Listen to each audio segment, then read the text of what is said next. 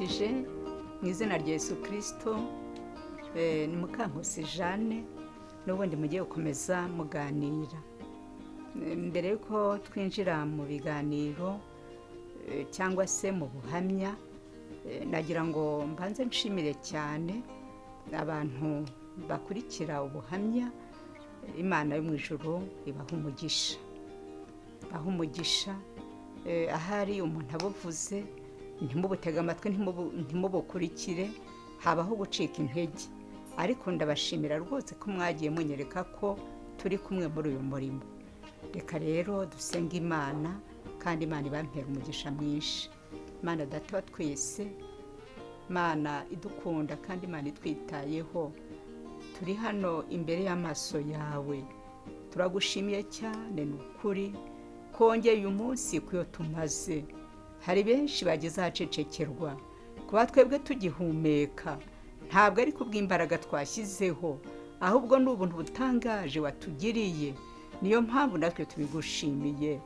Rero tukugeza imbere, tubanje guca bugufi mu mitima, ubanze wese ubugingo bwacu, ubanze udukureho urubanza ibirego byose umwanzi yabasha kuturega. Mwami, tubisabiye imbabazi kandi turakwinginze kugira ngo wemere kurukira kubana natwe. Ubwami bwawe nibuze, kandi turakwinginga umwuka wera tuyobore. Umwuka wera aganze imitima yacu, kandi aganze imitima y'ababasha kubwumva. Bana natwe dutangira kandi tugezanye ku iherezo.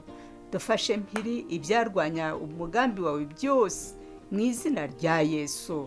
Ibitero Satani yagaba, imbaraga z'umwijima zaturwanya, ibitero byose byohereje ikuzimu mu izina rya Yesu. Bana natwe dufashe utugire neza, kandi utuzengurutse umucyo wawe. Urakoze cyane ko mbishe gusenga kwacu mu izina rya Yesu, amen. Reka tubanze dusome ijambo ry'Imana riboneka mu butumwa bwiza bwa Yesu Kristo uko bwanditswe na Matayo. Turasoma igice cya 25 n'umurongo waho wa 31. Ubutumwa bwiza bwa Yesu Kristo uko bwanditswe na Matayo, igice cya 25 n'umurongo wa 31. Haravuga ngo umwana w'umuntu ubwo azazana n'abamarayika bose afite ubwiza bwe, nibwo azicara ku ntebe y'ubwiza bwe. Amahanga yose azateranirizwa imbere ye, abarobanure nk'uko umwungeri barobanura intama mu ihene. Intama azazishyira iburyo bwe, naho ihene azazishyira ibumoso.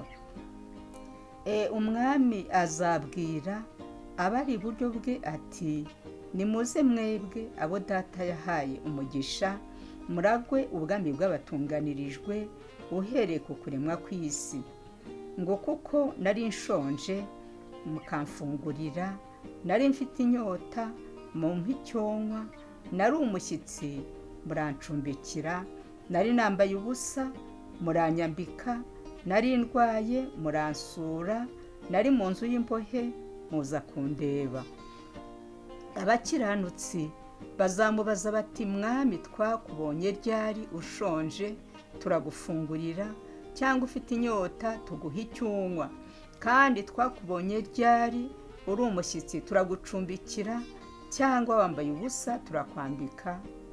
Ngo kandi twakubonye ryari urwaye, cyangwa uri mu nzu y'imbohe tuza kugusura? Umwami azabasubiza ati, ndababwira ukuri yuko ubwo mwabikoreye umwe muri bene data ababoroheje bari hanyuma y'abandi, ari njye mwabikoreye. Azabwira abari ibumoso ati, nimuva ahondi mwabivume mwe, ngo mujye mu muriro w'iteka watunganirijwe umwanzi n'abamarayika be.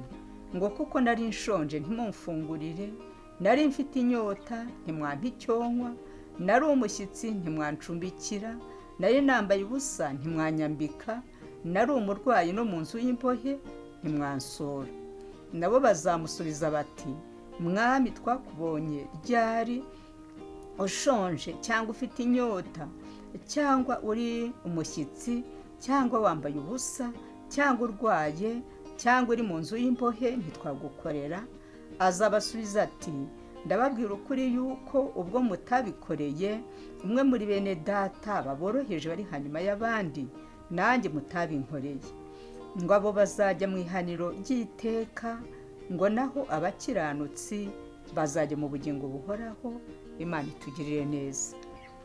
Nagira ngo twongereho andi magambo makeya nayo aboneka aha mu butumwa bwa Yesu Kristo bwanditswe na Matayo, igice cyaho cya 7, ni umurongo wa 21. Ubutumwa bwiza bwa Yesu Kristo ko bwanditswe na Matayo, igice cya 7 umurongo wa 21 haravuga ngo umuntu wese umbwira ati mwami mwami, siwe uzinjira mu bwami bwo mu ijuru, keretse ukora ibyo data wo mu ijuru ashaka. Ngo benshi bazambaza kuri uwo munsi bati mwami mwami, ntitwahanuraga mu izina ryawe, ntitwirukanaga abadayimoni mu izina ryawe, ntitwakoraga ibitangaza byinshi mu izina ryawe? Ngo nibwo nzaberurira nti sinigeze kubamenya, mumve imbere mwa nkozi z'ibibi mwe. Imana idufashe.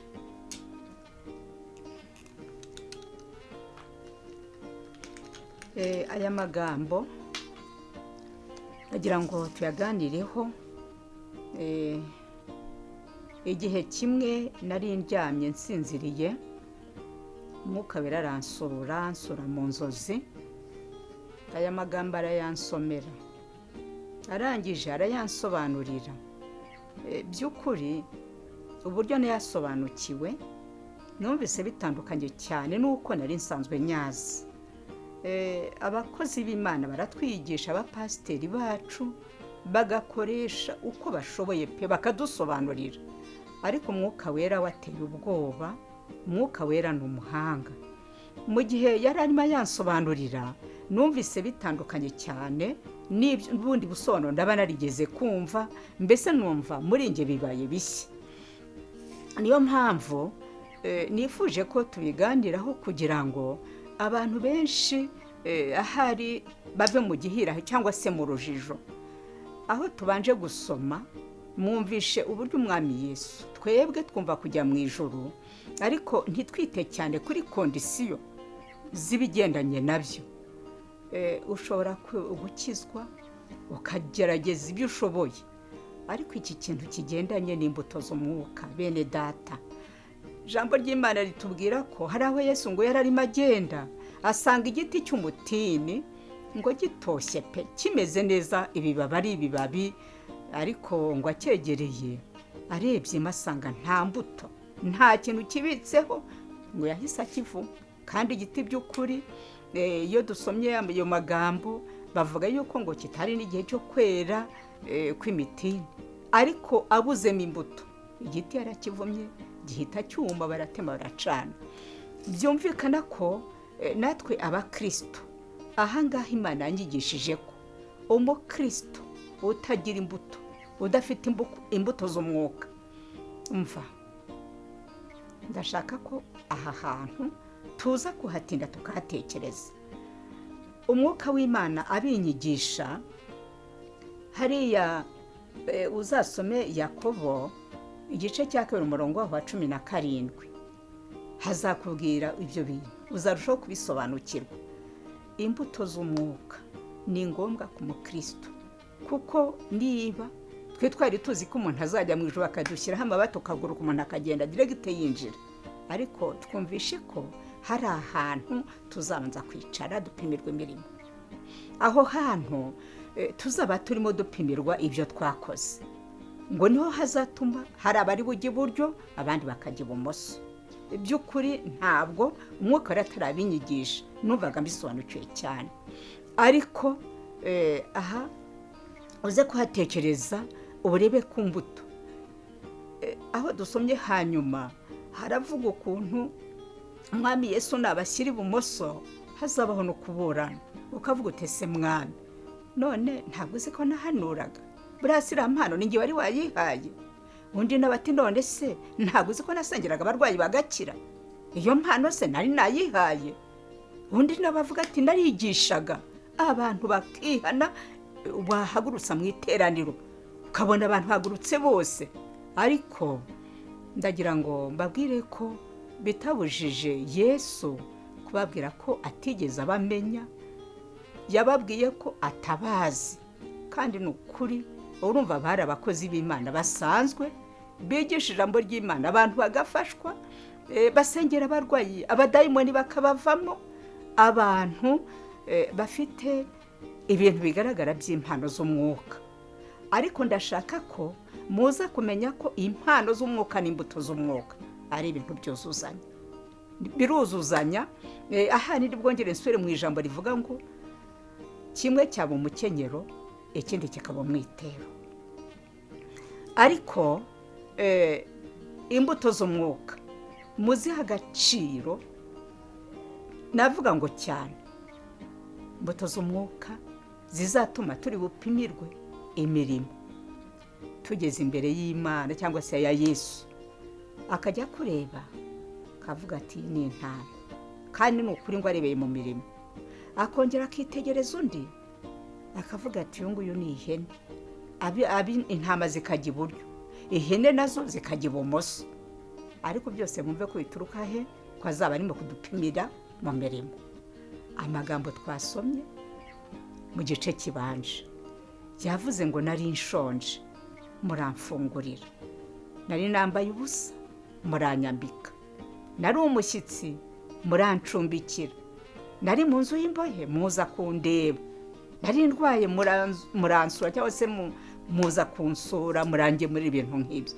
Aya magambo ndagira ngo bene data, abantu bita ku kintu cyitwa imbuto ntabwo ari benshi. Impano turazubaha pe.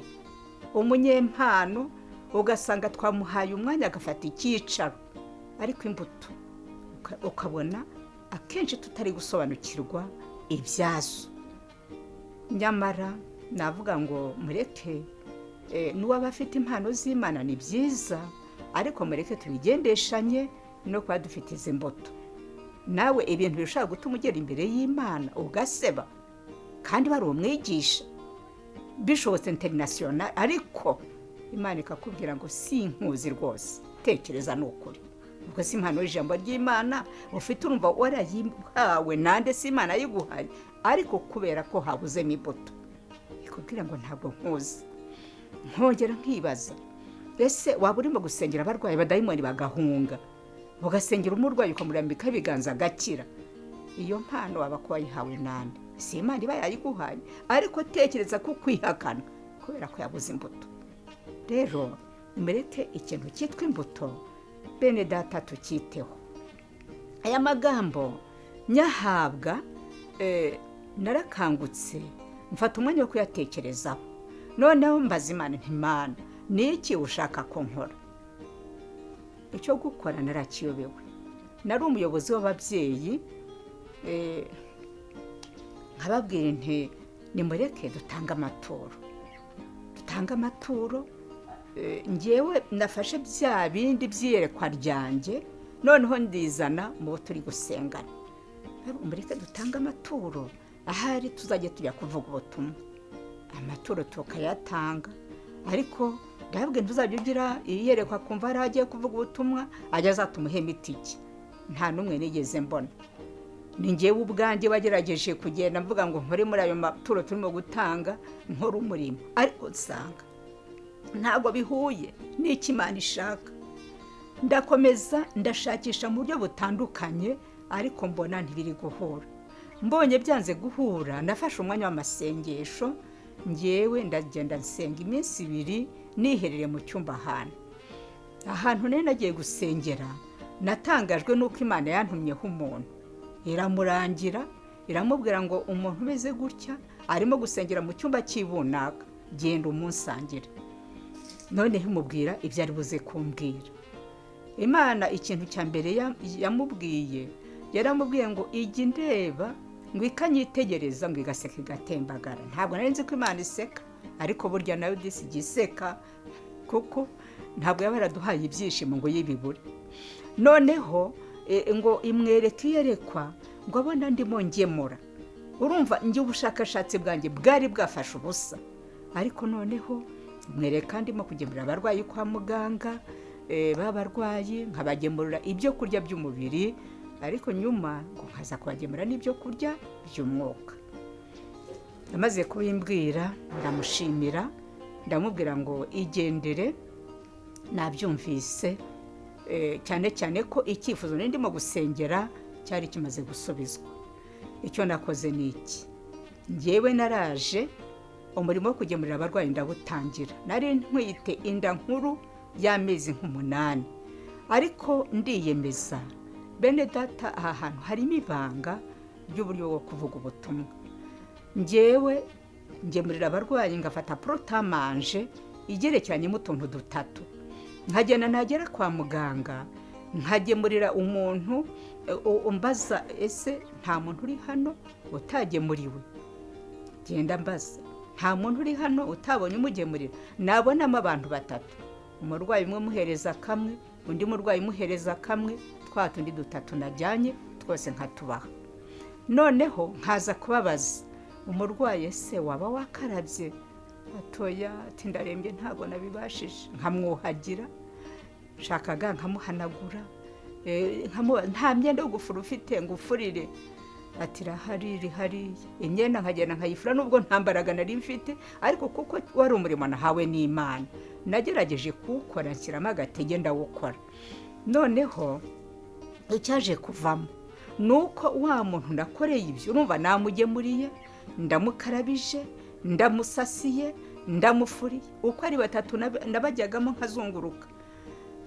Namubwiriza kwihana. Yabikoraga nta no gutera umugeri, habe no gutera umugeri. Namubwira nti Yesu aragukunda, gerageza ushaka ukuntu wakwitunganya, usaba Imana imbabazi gusengera. Umurwayi akabikora mu buryo tuma ako kanya nkimara kubivuga agahita yihana, ku buryo naje kubona ko ibyo bintu Imana yanyoboyemo biri mu musaruro. Byatumye rero nsibiliza bagenzi banjye twasenganaga, gerageza kubasansibiliza kuri uwo murimo. Ndabwiye nti nabonye umurimo ariko urimo inyungu. Ubwo nari maze kubyara, nanjye n'agatege kagarutse, bene data mbibabwiye bahita babyumva cyane. Amafaranga twatangije uwo murimo ni 30,000. Kwa kundi bene data nagendaga mabwira ntumureke dutanga amaturo, ahari wenda hajya haboneka hajya kuvuga ubutu, twarayatuye tukayabika akabura icyakora, naho arindiriye wa murimo uzakorwa. Ubwo rero bya 30,000 nibyo twahereyeho. Nagira ngo mbabwire, muri icyo gihe twabitangiye ubona ari ibintu bishobora kuba byazageraho bigacika intege, ariko burya ibintu bishorewe n'Imana kandi abantu babikora basobanukiwe intego, nta gucika intege kubaho. Uwo murimo twarawukoze, imyaka twamaze dusengera ahangaha muri cya cyumba naherutse kubaganirizaho ubushize, twarawukoze. Imana iradufasha, iduha imbaraga. Uri bwibaza ngo mbese bya 30,000 nibyo mwakomeje mutekera abarwayi? Ntabwo ariko bimeze. 1,000 twarabikoreshe birashaka ko byasaba ko tugura amasafuriya, imbabura n'ibikoresho bindi. Twaje kugera aho twiga umugambi wo kwikoramo, umuntu akagenda agakora mu bushobozi bwe. Bene data, iri jambo nuryumva umenye ngo ubutunzi bwo turaburundarunda, umuntu akabubika, ariko mujye mumenya ko nta bupfa ngo abujyane. Ahubwo twasobanukiwe ko ibyo dukoreshereza Imana, ibyo nibyo tuzasanga mu bwambi bwa data. Niba wahaye umukene nk'uko Yesu yabisobanuye muri iriya jambo twasomye, ngo ibyo uzahereza umukene, ngo burya ngo niwe cyangwa niwe uzaba ubihaye. Ndibaza ko hari ibihe abakene bagiye baza, nk'umuntu akaza mu rugo ari umuntu umunyamibaro w'umukene, ukamureba igihagarara, ukamwitegereza, ukavuga uti ntabwo namwiteza, ukamusezera amaramasa akagenda. Ariko ni ukuri nakubwira ngo burya ikintu gihembura umuntu ntabwo ari ikintu kinini.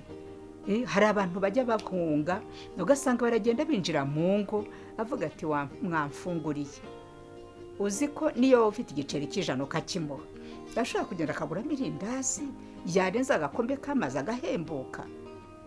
Yesu ntabwo azaza mu bantu b'abanyacyubahiro, ntabwo azaza muri babandi bambaye amakositime, kandi uzarebye tubabonye urashyashyana ugashaka ibishoboka n'ibidashoboka, kandi wabona ugiye kubyakiriza asanzwe abyiha, asanzwe abifite, ariko haza umukene ukamubwira ko nta kintu gihari. Ariko ndagira ngo mwongere musobanukirwe ko abo bakene ari bo bazatuma duhabwa ubwami bw'Imana. Mwaba muturanye yarwara yajya mu bitaro ukazamubona agenda, ukazamubona avayo, ariko kubera ko ari umuntu woroheje kugira umuhati waba mugiye kumureba, uwo muhati basanga ntawe. Twagemuriye abarwayi, twajya tugera kwa muganga tukabaririza, bageze aho abaganga baduha amalisiti y'abantu bose baba batagemuriwe. Twagenda tukahera ruhande, tukarangiza saa rimwe tukajya mu zindi, tukazenguruka ahantu turi kubona habonetse icyuho cy'abantu batabashije kurya. Bene data, burya Imana iranyurwa, Imana iranyurwa. Ndagira ngo mbabwire ko Imana inyurwa. Umurimo twarawukoze, tukajya tugenda twikoreye indobo ku mitwe. Ibaze indobo irimo ibiryo bishyushye, tukazinga igitenge ugashyira ku mutwe ukikorera, wagenda kilometero bingahe ukumva urimo urashya mu bwonko. Hakabaho gutura, igitenge umuntu akakirambura akakizunguza hakagarukamo akayaga, ukongera ukakizinga ukakikorera, ukakikoreza ukagenda. Uwo murimo Imana yarawitegereje. Ubushize nababwiye ko twasengeraga mu cyumba ahantu dutanga amaturo na 1/10. Ayo maturo nzababwira ibyayo nyuma, ariko ahangaha ndagira ngo babwire ko Imana ariyo yarebye, ireba imvune tuvunika, ireba umuhati dufite, irangije abari ingenderengera inama, irambwira ngo gura imodoka muri ariya mafaranga, muri cya 10 muri ya maturo. Tugura imodoka y'ikamyoneti nziza ya hirigisi, tukayitwaramo bya byo kurya, tugaterekamo amabido, twabaga dutwayemo ibyo kunywa, bimwe byose twagendaga twikoreye ku mutwe. Imana itugirira impuhwe, Imana iraturohora. Rero no kwanga uwo murimo twawukoraga ku wa mbere, tukawukora no ku wa gatanu. Ku munsi wo ku wa gatandatu ukaba umurimo wo kujya kubwiriza abarwayi ubutumwa, cyane cyane ko Imana yari yampishuriye ko ari ukubagemurira ibyo kurya by'umubiri, ariko tukabashyira n'ibyo kurya by'umwuka. Navuga ngo hariya kwa muganga hihanye abarwayi benshi, hihanye abarwayi benshi, hihanye abarwaza. Hariya kwa muganga urumva twabaga twavuye ku wa gatanu twamaze kubagaburira, bugacya ku wa gatandatu tujya kuvuga ubutumwa. Bene data, muvuga ijambo ry'Imana, bavuga butumwa, mujye mumenya ngo umurimo iyo ugendanye n'ibikorwa birihuta cyane. Ushaka kubwira umuntu ashonje kavuga uti rwose hindukirira Imana, akakureba avuga ati vugire, ariko kumubwira wanamugaburiye hari n'icyo wamukoreye. Ntago mvuga ngo abajya kuvuga ubutumwa bose bazagende bikorera indobo z'ibiryo, bazagende bafite amafaranga mu mifuka bari bugende bahereza buri muntu, ariko icyo nashatse ko mumenya nuko imbuto z'umwuka ari ngombwa. Wenda uzazishakisha mu buryo bwawe. Twebwe abarwayi barakijijwe bakihana.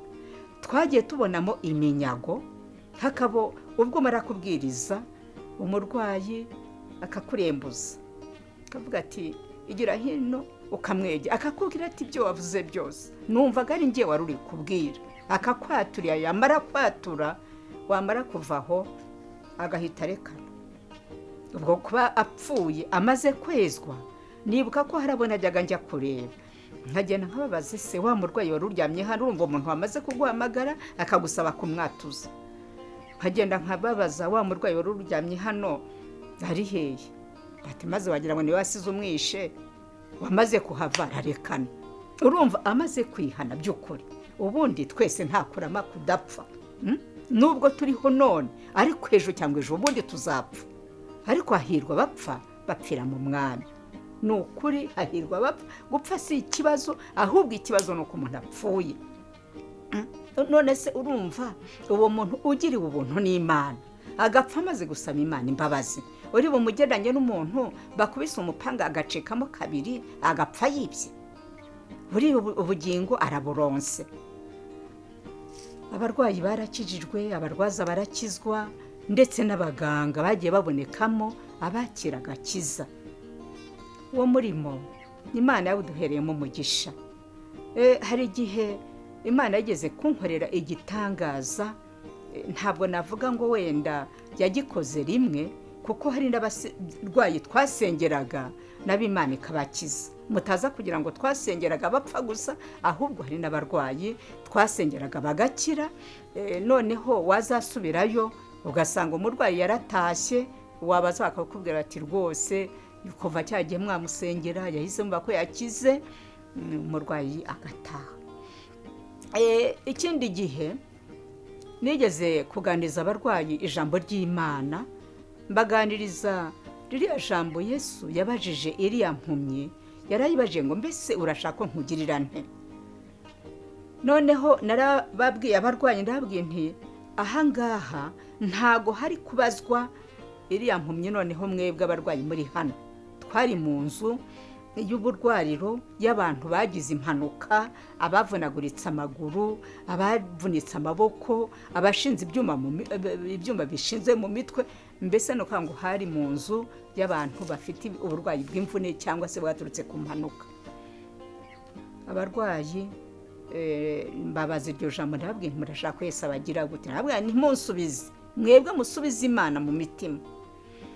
Noneho icyaje gukurikiraho nuko abarwayi nababwiye nti ndashaka ko uwumva atsinzwe n'ijambo ry'Imana agiye kurambura ikiganza, ariko adasaba Imana gukira k'umubiri, ahubwo asaba Imana gukira k'ubugingo. Ushaka ko ubugingo bwe bukira aba ari uzamura ikiganza. Urumva uri mu nzu y'abarwayi, buri wese intego bafite nyamukuru ni uko uri bugushe kuri ikintu cy'uko ugiye gusengera indwara. Njye rero narababwiye nti uwumva ashaka ubugingo aba ari uzamura ikiganza. Ntababeshye, bazamuye biganyiriza, kuko ngushe ku ntego y'ibyo badashaka. Ndangije ndababwira ngo rero mwebwe mwazamuye ikiganza, icyasigaye mugifatishaho mubabara cyane. Mbivuze gutyo, n'abatari bakizamuye mbona barimo baragenda bazamura akaboko kamwe, akandi bagafatisha aho barwaye. Ndashaka kubabwira igitangaza cyavuyemo. Narabasengeye, by'ukuri numvaga mfite kwizera ko Imana ibagendanye natwe, kubera ko ariyo yari yaraduhaye uwo murimo. Ari ndayitwigisha ko tugenda twitwaye, yaratubwiraga ngo nitugenda tujye tugenda twambaye neza, kugira ngo ujye kubwira abantu ko Yesu akiza, mbese Yesu ajya akuraho imibabaro, ariko yakorera akabona nawe uri umunyamibabaro. Mujye mugenda mwifashe neza, mwambaye neza, ku buryo warebaga akenda keza muyo ufite ukagenda ariko wambaye. Reka rero babarwayi mare kubasengera ntahe. Hari kuwa gatandatu, kuwa mbere turagaruka tugemuye. Tugihinguka abarwayi bahise basakuriza icyarimwe, mama wacu, mama ngwino hano, ngwino nkwereke ibitangaza Imana yakoze. Mbese ku buryo Imana yakoze igitangaza, ubundi yagikoraga nk'umuntu umwe, tukagenda tugasanga ni nk'umwe nyine Imana yarengeye. Nibuka ko hari n'umuntu wari waracitse akaguru, wahoraga aribwa, arampamagara arambwira ati ngwino, amagambo wasenze, nako amagambo watwigishije yankoze ku mutima, natsinzwe. Ndagenda murambikaho ibiganza, kuko yaratuye, namaze kwatura murambikaho ibiganza ndamusengera. Nkimara kumusengera ngo yahoraga aribwa iminsi yose, afite umubabaro wamurenze. Noneho tugarutse, yarembuje musaza wanjye, ntabwo yari azi ko tuva indimwe. Aramubwira ati uriya mwari kumwe, mbona mwagarukanye n'umuntu cyangwa n'Imana? Ndatura ni mushiki wanjye. Ati none se mu ntoki ze harimo iki? Harimo ubuhe bubaje? Haravuga ati kuva ndambika ibiganza ndasinzira nk'uruhinja, tumubabaro wajyanye n'intoki ze. Hati ubu sinkiribwa, ntabwo nkibabara. Arangije aramubwira ati genda umumbwira aze hano. Nahise nza, arambwira ati guhera ubu abantu ugenda usengera yenda benshi ntibabiha agaciro ntibabikurikirana, ariko mu bantu muzajyana mu ijuru njyewe ndiyemeje agakiza nakiriye nzakagumamo kugeza ubwo nawe uzabona kutaruhiye ubusa. Rero ni ukuvuga ngo amaze gutaha bamuhaye insimburangingo, ibi bintu yitwaza n'imbago n'iki. Natangajwe nuko yaje konsora iwanjye mu rugo, arambwira ati nagira nkubwire ko bya bindi nakubwiye ntibirimo, bo muzajyana mu ijuru ndakomeje. Agakiza yaragakomeje. Uwo rero twabonaga ari ibintu byabaye parihazari, ukumva ni tombo ribaye kugira ngo wenda habe habonetse umurwayi Imana ikozeho igitangaza. Ariko dore rero surprise y'Imana, tugeze muri sale, hari muri sale ya 7, ba barwayi bose bahita bandembuza bati mama ngwino tukubwire ibitangaza Imana yakoze. Umurwayi umwe namwegera ati njyewe uyu munsi nari mfite rendez-vous yo kubagwa, ati none bagiye bancishe mu cyuma basanga igufa ryamaze guterana, ati ahubwo bansezereye, ati nanze gutaha ntakubonye ngo nkubwire. Undi nawe akaba arandembuje akambwira ati nahoraga ndibwa burundu, umubabaro narawakiriye kuva wasenga cya gihe, ati ubu ntiba nkirwaye, niba narajya ati simbizi, ndasinzira nk'umwana w'uruhinja, ati ku buryo umubabaro wagiye kijya gihe. Umva ibitaro byose nasanze byanyeganyeza. Hari harimo n'umuntu w'umukire wagize akaga ko kurwara, twigishaga ubona yadusuzuguye yadupinze, ndetse ari kumwe na bagenzi be bakabwirana ngo turaduturage ngo n'utwaturutse iyo ngije ari n'ahantu mu cyaro, ku buryo ibyo tuvuga wumva babitesha agaciro. Noneho igitangaza muri cya gihe navugaga ngo hagira abashaka gukiza ubugingo bazamura ibiganza, ntacyo yazamuye. Ariko mvuze ngo noneho abazamuye ibiganza bafate n'aho barwaye, nawe yarabikoze. Azamura ikiganza kimwe, ikindi agifatisha aho afite ikibazo. Yabikoze bigezo. Urumva byari nk'ibintu byo kwati mpinyuze ndebe ibintu niba atari imitwe. Ndabamenyesha ko nsubiye kwa muganga icyo gihe, umurwayi nawe yahise ndembuza, yari ari mu kagare. Aravuga ati kuva nagera mpamaze imyaka 2, ariko no kunyeganyeza barimo kumpanagura byari ikibazo, atakagare kabagaha ariko ntabasha no kuba nakajyamo, bashaka umurongo bakanshyiremo nkababara umubiri wose ku buryo bitakundaga. Ati none nyuma yo kwa wadusengeye akagare barakanshyiramo, ati n'ubu urabibona ko ndi kugatemberamo. Aravuga ati rero uko natonekaragaho ndababaraga hose ububabare bwarashize, niyo mpamvu nicaye muri aka kagare ndimo kubasha gutembera. Muri make hakize abarwayi batagira ingano, hasezerewe abarwayi batagira ingano, yenda n'abandi basigayemo bakirwaye ariko batakiri kubabara. Mbese murumva icyo atari igitangaza cyavuye ku Mana.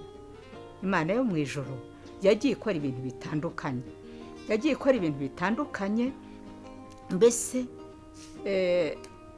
cyane cyane igitangaza dushimira Imana kiruta ikindi ni cy'uko yagiye ihindura imitima, abantu bagakizwa, abantu bakakira Yesu, mbese tukabona umubare munini w'abantu bakirwa kuko baradukurikiraga, bakaza gushaka aho duturuka, batwakaga amanimero bakaza kudushaka aho duturuka, bakaza no kwasengera nk'abaturuka hafi.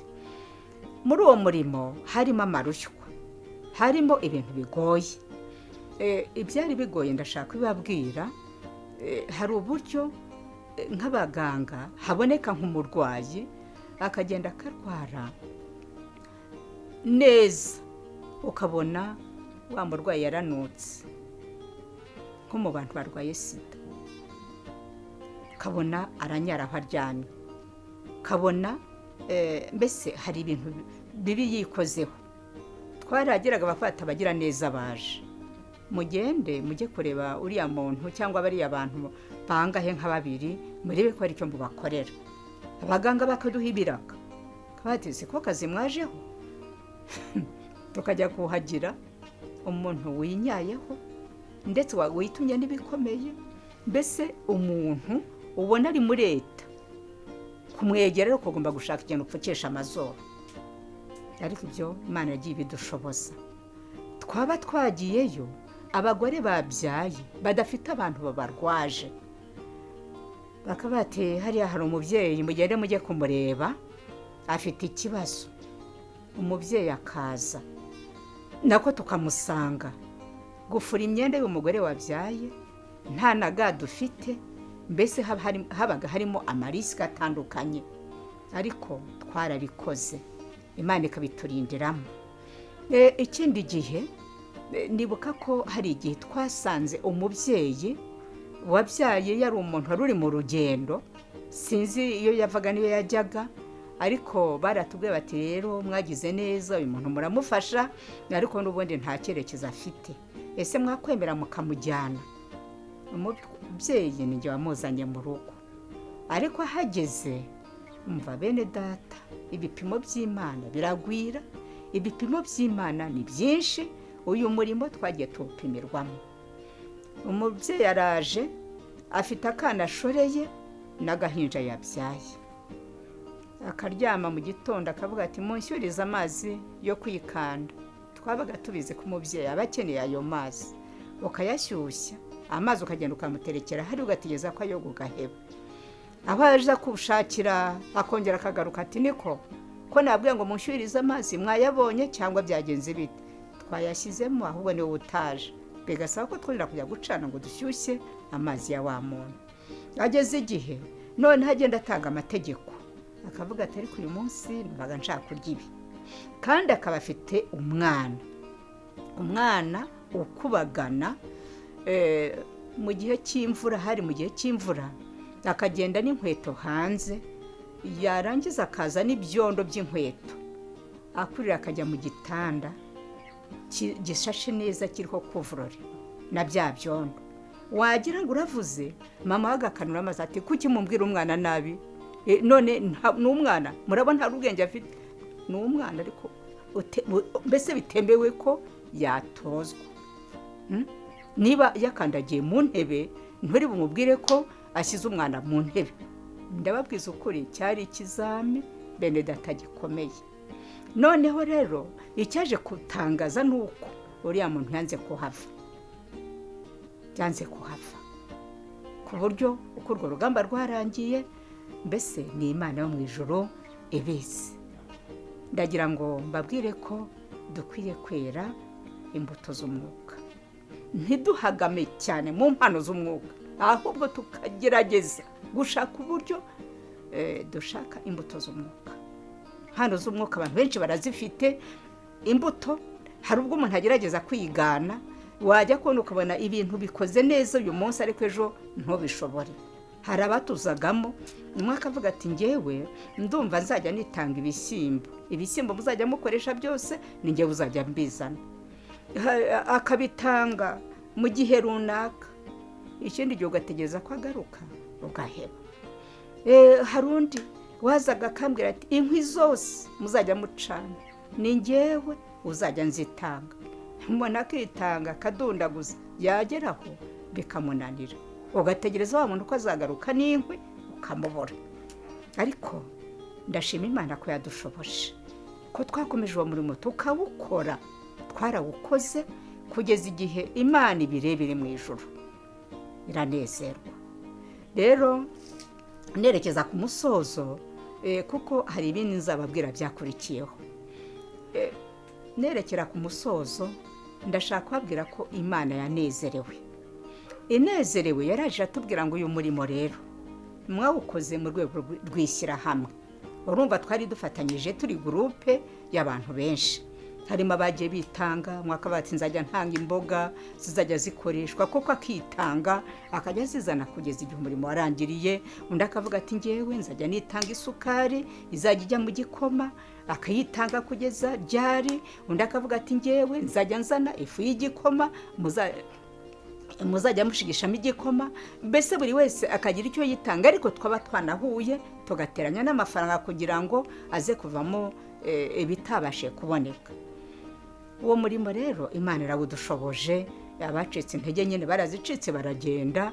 Aribyo mbabwire burya imbuto z'umwuka ntabwo ari ukwigana, ahubwo byishakamo ukavuga ngo ngiye kubikora kubera ko nzi ko bifite ingororano. Imana yaradushimye, iravuga ngo umurimo mwakoze narawushimye. Irangije aba ari idutegeka kuwuhagarika. Urumva niyo yawudutangije, irangije avuga iti rero harageze ngo uyu murimo muwuhagarike. Iratubwira ngo uyu murimo uzaba urwibutso rw'iyi gurupe none n'iteka. Iyi gurupe umva, nubwo Imana yageze ikadutatanya tugatatana, ariko Imana yatubwiye ako kantu kuko izajya twibukira kuri uriya murimo twakoze mwiza wo kwitanga tugemurira abarwaye, mbese dukoresha ubushobozi bwacu, imbaraga zacu, igihe cyacu. Imana yatubwiye ko umurimo itazigera iwibagirwa. Irangije rero iduha dovari ariyo nzababwira mu gihe kizakurikiraho. Yaravuze ngo ibi ngibi mwakoraga bibaye urwibutso rw'iyi gurupe none n'iteka, ariko noneho ndashaka umuntu wese ku giti cye agenda agashaka urwibutso rwe. Duha urugero, ratubwira ngo iyo abantu barimo guhingana mu murima, ntushaka kuhava ngo ngewe ngo ndimo kubona nshaka kugura ijipo uri umukobwa, ngo ujye mu murima w'ibijumba ugende ufata agatebo ukuru ujyane ku isoko, utabivuganye nabo mwafatanyije kubihinga. Icyo nicyo cyerekana urusange. Bisaba ngo mukore inama, wa muntu yemererwa ko ari bukuremo agatebo k'ibijumba, ariko habayeho inama. Ntabwo uzaza uri umuhungu w'umusore uvuga uti nkeneye ipantaro, none hariya harimo igitoki muri rwa rutoki twahinganye, ugiye guca igitoki ujyane ku isoko ugura ipantaro. Ntibishoboka, hagomba kubanza kuba inama. Ariko iyo umuntu ngo yiharitse, ari akarima ke bwite yiharitsemo, ushaka gutekereza icyo ukeneye, ukagenda niba ari ibijumba ukabikura, niba ari igitoki ukagitema, ukagenda ukagurisha icyo wifuzaga ukakibona. Uko niko Imana yatubwiye. None iratubwira ngo rero nimugende buri wese ashake akihariko, buri wese agira umwihariko, urebe ikintu cy'urwibutso nzakwibukiraho. Imana idufashe.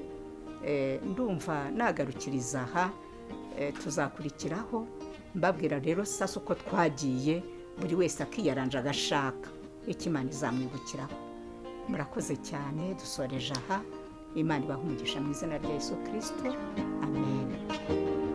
Nkundira Uwiteka kuko yumvise ijwi ryanjye no kwinginga kwanjye, kuko yantegeye ugutwi, nicyo gituma nzajya mwambaza nkiriho. Ingoyi z'urupfu zantaye hagati, uburibwe bw'ikuzimu bwaramfashe, ngira ibyago n'umubabaro. Maze nambaza izina ry'Uwiteka nti, Uwiteka ndakwinginze, kiza ubugingo bwanjye. Uwiteka ni umunyembabazi kandi ni umukiranutsi. Ni koko Imana yacu igira ibambe, Uwiteka arinda abaswa. Nacishwe bugufi arankiza, umutima wanjye subira mu buruhukiro bwawe.